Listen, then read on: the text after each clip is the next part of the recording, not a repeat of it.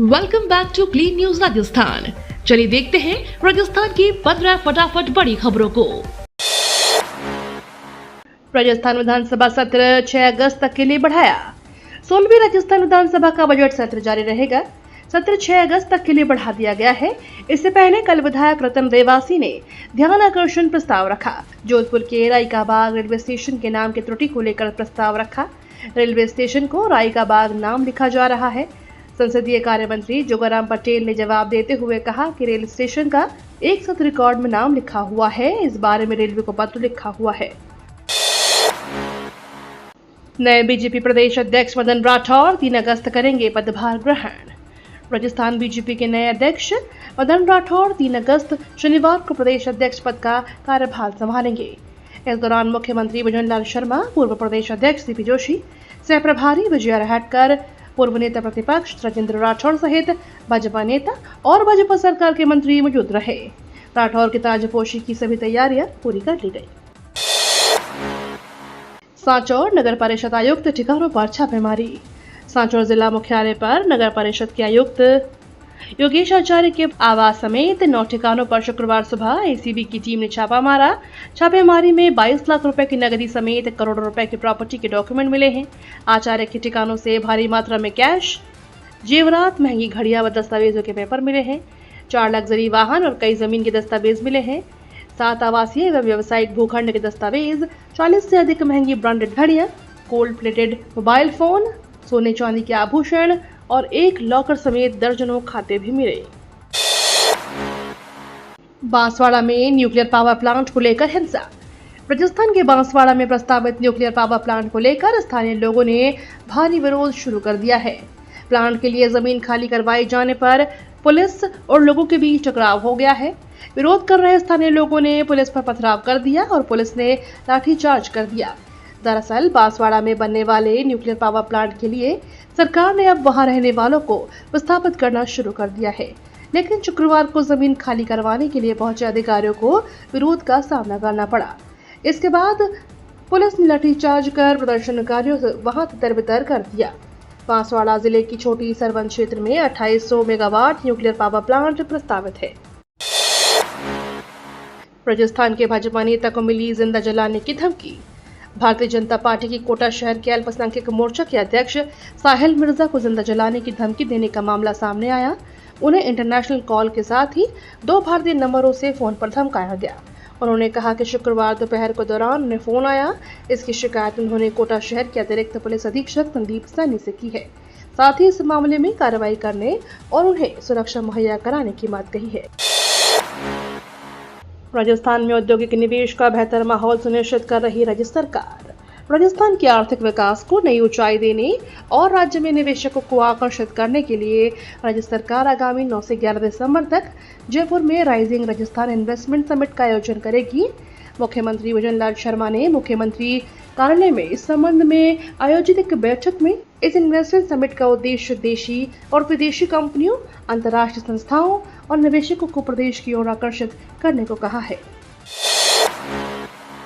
अगले 4 दिन राजस्थान के लिए भारी बारिश बचा सकती है तबाही। राजस्थान के लिए अगले 4 दिन भारी पड़ सकते हैं।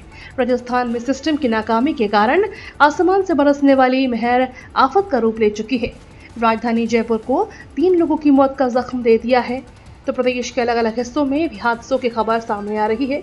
लेकिन अब अगले 4 दिन ज्यादा सतर्क रहने के हैं, क्योंकि मौसम विभाग ने बड़ी चेतावनी दी है। मौसम विभाग के अनुसार एक सिस्टम तेजी से राजस्थान की ओर बढ़ रहा है।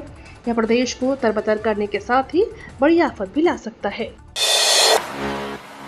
रेल यात्रियों के लिए अच्छी खबर, अब चुटकियों में मिल जाएगा ट्रेन टिकट। राजस्थान में रेल यात्रियों के लिए अच्छी खबर है, अब पैसेंजर चुटकियों में जनरल टिकट ले सकेंगे। दरअसल उत्तर पश्चिम रेलवे जोधपुर मंडल के 124 रेलवे स्टेशनों पर यात्रियों की सुविधा के लिए ऑनलाइन भुगतान को लेकर टिकट खिड़की पर 162 QR कोड डिवाइस लगाई गई है, जिससे यात्रियों द्वारा ऑनलाइन भुगतान कर यात्री अपना यात्री टिकट आसानी से ले सकेंगे। रेलवे ने 6 जोड़ी समर स्पेशल ट्रेनों की अवधि बढ़ाई। त्योहारी सीजन में घर आने जाने वाले यात्रियों के लिए बड़ी राहत है। रेल मंत्रालय की ओर से अतिरिक्त यात्री भीड़ को क्लियर करने के उद्देश्य से कोटा होकर संचालित 6 जोड़ी समर स्पेशल ट्रेनों की अवधि को बढ़ाया गया है। कोटा रेल मंडल ने सीनियर डीसीएम रोहित मालविया ने बताया कि पूर्व अधिसूचना के अनुसार उक्त सोशल गाड़ियां 31 जुलाई तक की संचालित की जानी थी। जल जीवन मिशन स्कैम, सीबीआई की जांच में रोड़ा बना पीएचईडी। जलदाय विभाग के इंजीनियर्स ही जल जीवन मिशन के घोटाले की जांच में रोड़ा बन गए हैं। ऐसे में जलदाय मंत्री कन्हैया लाल चौधरी को विभाग पर ध्यान देने की जरूरत है। ऐसा इसलिए क्योंकि 2.5 महीने बाद भी जलदाय विभाग के इंजीनियर्स ने इरकॉन के नाम पर फर्जी प्रमाण पत्र की फाइलें सीबीआई को सौंपी नहीं है। चीफ इंजीनियर प्रशासन दिनेश गोयल बार एडिशनल चीफ इंजीनियर्स को खत लिखकर ओरिजिनल डॉक्यूमेंट मांग रहे हैं, लेकिन क्या मजाल है कि इन प्रमाण पत्रों से जुड़ी फाइलें जलदाय मुख्यालय तक पहुंच जाए। चीफ इंजीनियर ने 7 दिन में ये रिपोर्ट सौंपने के निर्देश दिए थे, लेकिन 75 दिन बाद भी अब तक मुख्यालय तक फाइलें नहीं पहुंची हैं। ऐसे में जलदाय मंत्री कन्हैया लाल चौधरी को खुद को मामले में संज्ञान लेने की जरूरत है। Jaipur senior bomb blast case, आरोपियों के खिलाफ सुप्रीम कोर्ट में चलेगा मामला। राजस्थान की राजधानी जयपुर में साल 2008 में हुए सिलसिलेवार बम धमाकों के मामले में आरोपियों को राजस्थान हाई कोर्ट की ओर से बरी करने की विशेष अनुमति याचिका स्वीकार हो गई है। सुप्रीम कोर्ट ने अब हाई कोर्ट के आदेश के खिलाफ अपील कर सुनवाई करेगा। राज्य सरकार की ओर से घटना में 4 दर्ज एफआईआर में एसएलपी पेश की गई थी, जबकि बम धमाकों को लेकर अन्य 4 मामलों में पूर्व में ही विशेष अनुमति याचिकाएं पेश हो चुकी हैं। 1,44,000 सैलरी वाली पानी है नौकरी तो एनसीईआरटी में फटाफट करें आवेदन। राष्ट्रीय शैक्षणिक अनुसंधान और प्रशिक्षण परिषद में नौकरी की तलाश कर रहे युवाओं के लिए बेहतरीन अवसर है। इसके लिए एनसीईआरटी ने प्रोफेसर, असिस्टेंट प्रोफेसर और एसोसिएट प्रोफेसर के पदों पर भर्ती के लिए वैकेंसी निकाली है।